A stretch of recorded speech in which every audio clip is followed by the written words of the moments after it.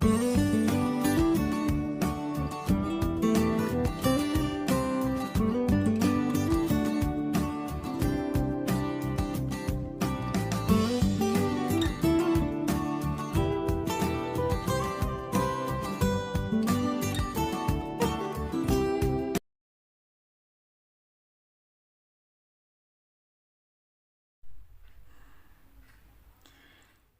menatap Jarana. Matanya sesekali juga melirik Kalista yang terlelap dalam stroller. Nanti dipikirkan ya, Di. Kalau memang tidak ada yang mendesak di butik, Mbak juga nggak ke butik tiap hari soalnya. Apalagi kalau ada Mama yang menghandle. Jarana menjawab sambil melanjutkan makannya. Mulutnya sesekali mengipasi bibirnya yang kepedesan. Jarana memang menyuka pedas. Akhir-akhir ini, Sarah memang jarang ke butik. Kondisinya sering kali drop meski tidak terlalu parah. Beban pikiran yang mengganggu pikirannya membuat tubuhnya semakin lama semakin lemah. Bagaimana tidak, Sarah selalu saja memikirkan dan mengkhawatirkan nasib pernikahan Darren ke depannya. Setiap kali habis berkunjung ke rumah putra sulungnya itu, Sarah dipastikan selalu tumbang melihat sikap dan perilaku Hani yang merupakan menantu keduanya. Jangan terlalu dipikirkan, Ma. Anak-anak kita sudah besar. Mereka sudah bisa menentukan apa yang terbaik untuk hidupnya masing-masing. Aji selalu saja berusaha menghibur sang istri. Meski sebenarnya Aji pun memikirkan hal yang sama. Belum lagi masalah perusahaan yang belum ada jalan keluarnya. Tapi yang namanya seorang ibu tetap saja kepikiran tentang anak-anaknya, meskipun anak-anaknya itu sudah dewasa. Setelah selesai makan siang, Darren menelepon Jarana. Panggilan pertama tidak diangkat karena Jarana sedang sholat, sementara Kalista ditemani Diana. Saat panggilan kedua, barulah telepon itu diangkat Jarana yang masih mengenakan mukenanya. Assalamualaikum, Mas. Maaf habis sholat. Jarana langsung menyampaikan alasannya, baru mengangkat telepon. Gak mau.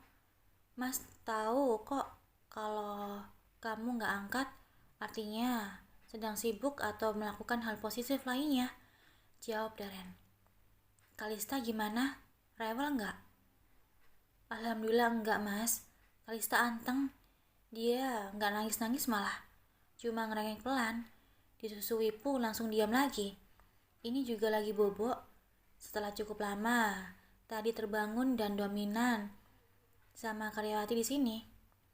Yang pasti Zara sudah melarang orang-orang untuk tidak mencium Kalista ya. Apalagi belum cuci tangan. Jarana menjawab dengan panjang lebar agar Darren tidak khawatir pada anaknya itu. Makasih ya, Mas tahu kamu akan selalu menjaganya dengan baik. Sudah makan ya? Darren kembali bertanya. Sudah, Mas. Makan mie ayam. Diana beli dari depan, jawab Jarana. Sudah, Mas makan soto sama lontong di kantin bareng Ipan. Kamu jangan makan yang pedas dulu. Mana di rumah juga makanan sambal mulu, pesan Darren. Kurang mantap kalau nggak pakai sambal. Maklum, kebiasaan di kampung dulu kebawa ke sini. Jarana terkekeh pelan. Ya sudah, yang penting jangan berlebihan. Nanti lambungnya kena loh. Kalau bisa habis makan pedas itu, langsung minum vitamin C. Darren begitu memperhatikan Jarana. Iya, Mas. Makasih perhatiannya. Jarana ke depan dulu ya. Kayaknya ada pelanggan. Karyawan lain lagi istirahat. Mumpung Kalista tidur nyenyak. Jarana pamit pada Darren sebelum memutuskan keluar karena mendengar suara beberapa orang yang datang. Oke sayang, hati-hati ya. Love you. Timpal Darren seraya mengakhiri panggilannya. Sementara Jarana melirik sebentar pada Kalista yang masih terpejam. Javi tersenyum sekilas, kemudian berlalu keluar ruangan. "Selamat siang, ada yang bisa saya bantu?" Sapa Jarana pada seorang remaja yang datang ke butiknya. "Selamat siang, Mbak. Saya mau mengadakan acara tunangan dengan pacar saya, tapi saya mau menggunakan busana muslimin. Boleh minta saran baju seperti apa yang cocok?" Tanya seorang wanita muda berusia sekitar 20 tahunan itu. "Oh iya, sebentar, saya carikan dulu," jawab Jarana.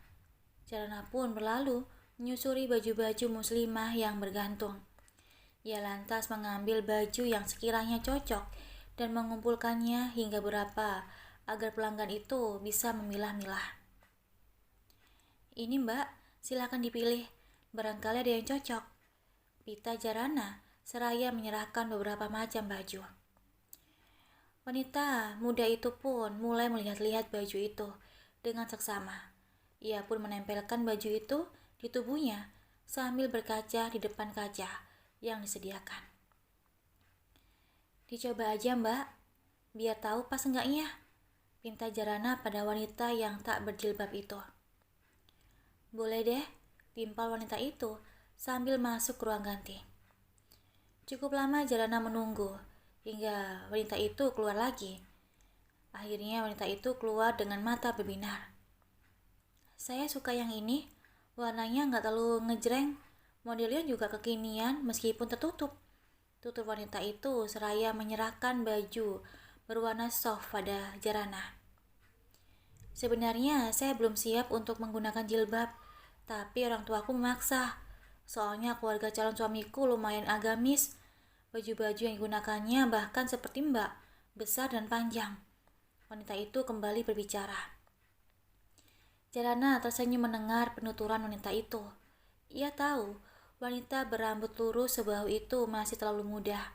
Bahkan mungkin pikirannya masih labil.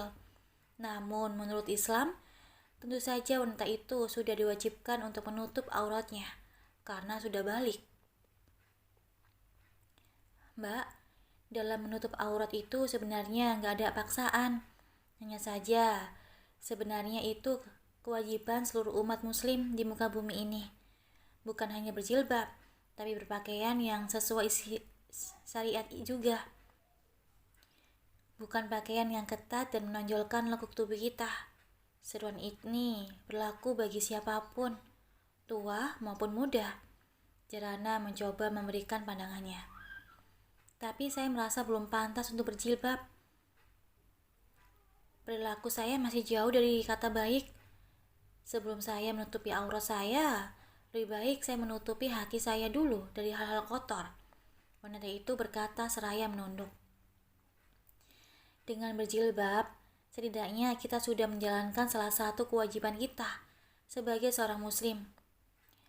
Untuk masalah hati dan perilaku, itu beda lagi urusannya. Seseorang yang sudah berjilbab juga belum tentu perilakunya sudah baik. Mungkin saja hanya sedang berusaha untuk menjadi lebih baik." Jarana kembali bicara panjang lebar tentang pendapatnya. "Iya benar sih Mbak, mungkin calon mertuaku juga menyuruh semua itu demi aku dan anaknya. Secara kami memang tidak pacaran dulu, kami dijodohkan karena orang tua kami bersahabat. Padahal aku belum tahu pasti bagaimana sifat calon suamiku itu. Apakah dia baik, taat agama, atau justru kebalik sebaliknya?" Wanita itu berkata seraya mendengus kasar. "Semoga laki-laki yang baik dan tepat untuk mbaknya ya." Doa Jarana tulus. Jarana teringat dengan perjodohannya dengan Daren dulu. Meskipun awalnya Daren bukan termasuk suami yang baik, Jarana bersyukur karena sekarang semuanya justru sangat berbanding terbalik. Meski ujian pernikahan mereka belum juga berhenti. "Amin Mbak, semoga saja Mas Bian benar laki-laki yang baik," timpal wanita itu pelan, namun terdengar jelas di telinga Jarana. "Apa calon suami Mbak Bian yang seorang fotografer?" tebak Jarana hati-hati. Mata wanita itu membulat mendengar pernyataan Jarana. Kok Mbak tahu? Apa Mbak mengenalnya? Jarana tersenyum.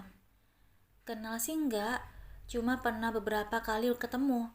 Kebetulan saudara saya seorang model, dan Mas Bian sering terlibat proyek dengan saudara saya itu. Bahkan kalau nggak salah, bekerja di perusahaan majalah yang sama. Oh iya kah? Siapa nama saudaranya Mbak? Mungkin saja saya kenal, karena pernah beberapa kali berkunjung ke perusahaannya dan bertemu dengan beberapa model di sana. Timpal wanita itu.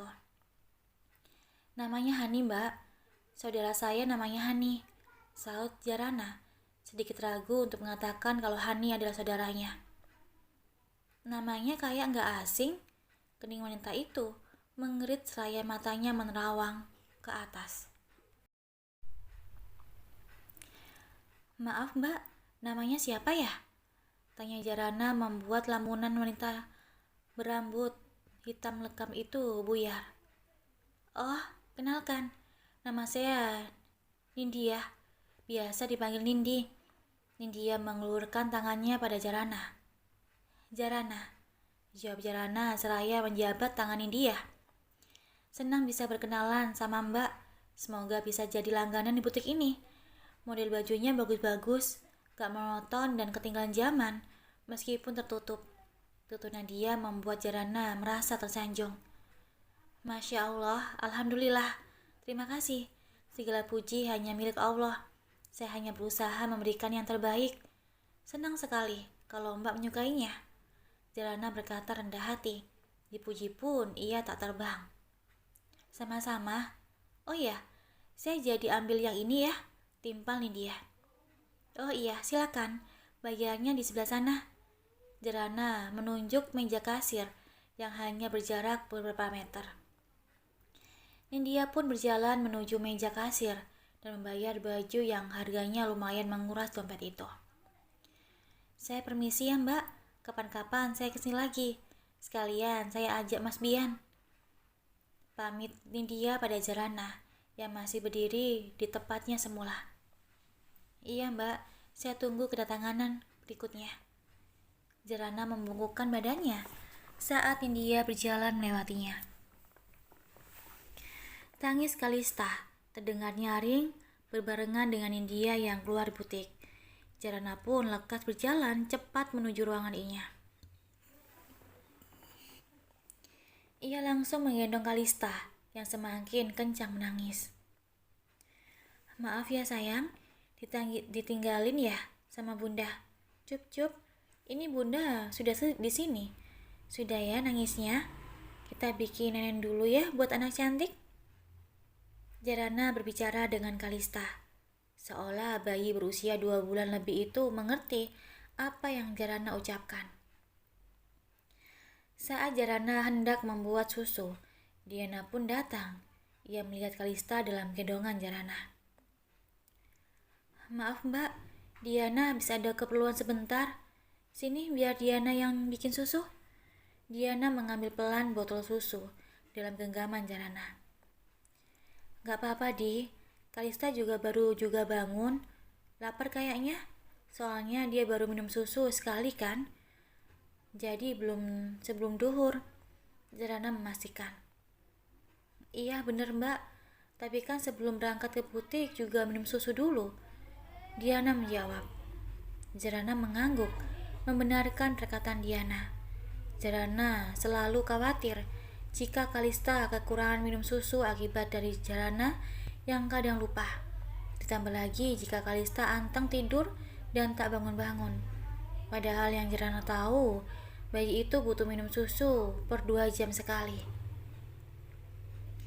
Ini Mbak, Diana menyerahkan sebotol susu yang sudah dikocok sebelumnya agar tercampur. Jarana menerimanya dan langsung meminumkannya pada Kalista yang sudah menjulur-julurkan lidahnya tanda lapar. Kalista ini sebenarnya anak Mbak Jara atau Mbak Hani sih? Kok jadi Mbak Jara yang kelihatan sayang banget sama Kalista? Bukan Mbak Hani?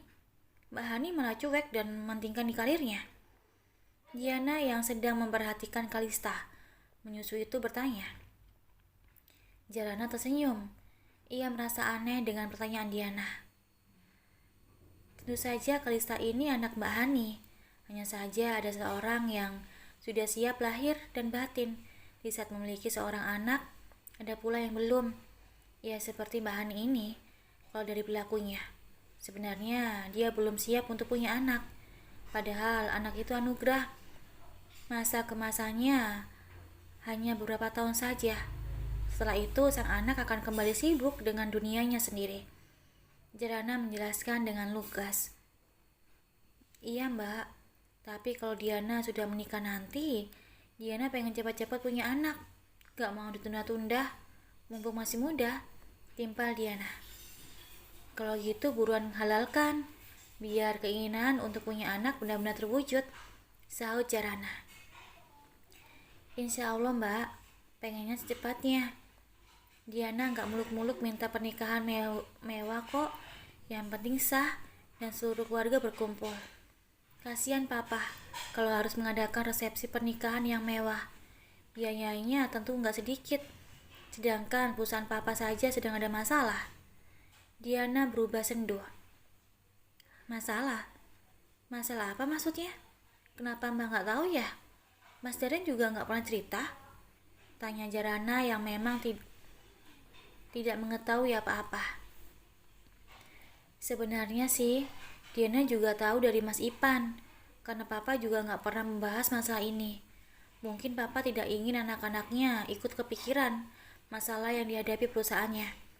Kata Mas Ipan, perusahaan sedang ada masalah keuangan, karena salah satu kerjasamanya dengan PT Bintang Berlian gagal. Entahlah, Diana juga gak terlalu paham sih.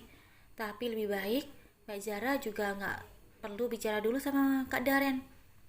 Nanti juga kalau Kak Darren pasti cerita sendiri kalau masalah itu terus berkelanjutan, bahkan merugikan perusahaan. Jawab Diana panjang lebar. Jarana mengangguk mengerti, meskipun dalam hatinya masih mengkhawatirkan nasib perusahaan milik ayah mertuanya itu. Jika perusahaan itu sampai bermasalah, bagaimana dengan nasib ratusan karyawan yang bekerja di sana? Salah satunya Darren dan Ipan. Mbak hanya bisa mendoakan, semoga perusahaan papa baik-baik saja ya, tutur Jarana pada Diana tulus. Amin.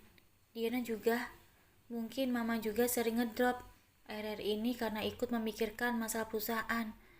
Tapi mama juga enggan untuk bicara pada Diana. Timpal Diana dengan tatapan lurus pada Kalista yang baru saja menghabiskan susu dalam botolnya. Kasihan mama, jangan sampai kondisinya semakin drop. Kalau harus dihibur, temenin mama. Kapan-kapan Mbak juga mau nginep ke rumah mama. Udah lama gak nginep di sana, balas Jarana. Ia mencabut botol susu yang kini sudah kosong dari mulut mungil Kalista. Iya mbak, makanya Diana juga sekarang jarang nginep di rumah mbak, karena harus nemenin mama. Diana berkata pelan, seolah hatinya sedang dilanda rasa sedih yang memuncah. Pulang sekarang yuk Dik. Mbak harus mandiin Kalista soalnya, belum lagi harus masak. Ajak Jarana saat jam dinding hampir menunjukkan ke angka 4. Ayo mbak, Diana juga mau beliin buah-buahan buat mama. Jawab Diana seraya membereskan kertas-kertas yang sedikit berserakan di atas meja. Kertas-kertas berisi beberapa rancangan desain hasil Jarana. Ayo sayang, kita pulang. Besok-besok kesini lagi ya, tutur Jarana sambil mengambil Kalista dari stoler. Kemudian Jarana pun merapikan beberapa perlengkapan Kalista yang dibawa agar tak ada yang ketinggalan. Setelah dirasa semuanya komplit, Jarana dan Diana pun lekas masuk ke dalam mobil.